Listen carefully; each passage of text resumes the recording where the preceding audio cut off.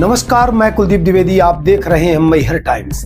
आज ऐसी खबर लेकर आए हैं, भूमि की खरीद फरोख्त करने वालों को जरूर बुरा लग सकता है, लेकिन आज की खबर उन तमाम जनों को है जो अपनी भूमि तो बेच दिए हैं, लेकिन वास्तव में कितना पैसा मिलना चाहिए इसकी जानकारी उन्हें नहीं है।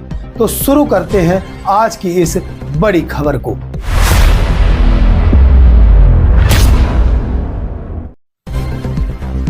भूमि अधिग्रहण से आशय भूमि खरीद की उस प्रक्रिया से है जिसके तहत केंद्र या राज्य सरकार सार्वजनिक हिस्से प्रेरित होकर क्षेत्र के बुनियादी विकास, औद्योगिकीकरण या अन्य गतिविधियों के लिए नियमानुसार नागरिकों की निजी संपत्ति का अधिग्रहण करती है। इसके साथ ही इस प्रक्रिया में प्रभावित लोगों को उनकी भूमि के मूल्य के साथ उनके पुनर्वास के लिए मुआवजा प्रदान किया जाता है। देश के विकास के लिए जहां औद्योगिकीकरण जैसी गतिविधियों को बढ़ावा देना जरूरी है, वहीं सरकार के लिए यह भी सुनिश्चित करना अति आवश्यक है कि विकास की इस प्रक्रिया में समाज के कमजोर वर्ग के हितों को क्षति न पहुंचे। भू अधिग्रहण प्रक्रिया में सरकार एक मध्यस्थ की भूमिका कार्य करती है। सरकार यह सुनिश्चित करती है कि परियोजना हेतु आवश्यक भूमि की व्यवस्था हो सके। यदि सरकार सार्वजनिक क्षेत्र या निजी कंपनियों के लिए भूमि अधिग्रहण में कानूनों का उपयोग नहीं करती है, तो प्रत्येक भू मालिक अपनी भूमि के लिए मनमानी कीमत मांग सकता है या जमीन बेचने से मना भी कर सकता है, जिससे परियोजना को पूरा करने में काफी समय लगेगा या परियोजना रद्द भी हो सकती है। निर्धारित नियमों का पालन करते हुए सरकार मालिकों को भूमि का उचित मूल्य प्रदान करने में अहम भूमिका निभाती है तथा परियोजना से प्रभावित लोगों के पुनर्वास में भी सहायता करती है। भूमि अधिग्रहण अधिनियम 2013 निजी क्षेत्र की परियोजनाओं के मामले में सरकार के हस्तक्षेप से यह भी सुनिश्चित किया जाता है कि कंपनी द्वारा जमीन बेचने के लिए भू मालिकों के शोषण न हो।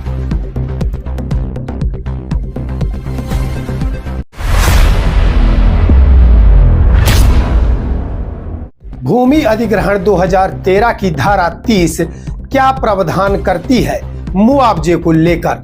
विगत 1-2 वर्षों से क्षेत्र में उद्योगों द्वारा लगातार भूमि का अधिग्रहण हो रहा है, लेकिन किसानों को औने पौने दामों में भूमि का अधिग्रहण किया गया।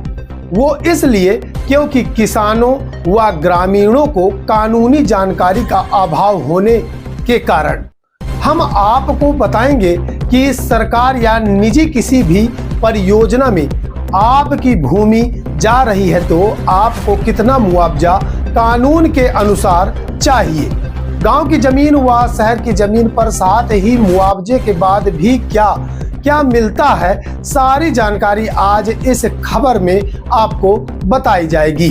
भूमि का अधिग्रहण शहरी व ग्रामीण अलग अलग नियम के साथ होता है। पहले बात करते हैं शहरी भूमि पर क्या नियम कहता है। यदि किसी के द्वारा भूमि का अधिग्रहण किया जाता है तो मान लीजिए 10,000 रुपये के हिसाब से, तो आपको 10,000 रुपये वो मिलेगा ही। साथ ही धारा 30 कहती है तोषण के संबंध में, यानी मुआवजा, तो आपको 100% मुआवजा यानी कि 10,000 रुपया आपको मुआवजा भी दिया जाएगा। यानी कि 10,000 की भूमि का 20,000 रुपया मिलेगा। जो भी बाजार मूल्य होगा भूमि का आपको दुगनी रकम मिलेगी, जिसकी रूलिंग और कानून लिखित है। अब जानते हैं ग्रामीण भूमि पर क्या नियम कहता है।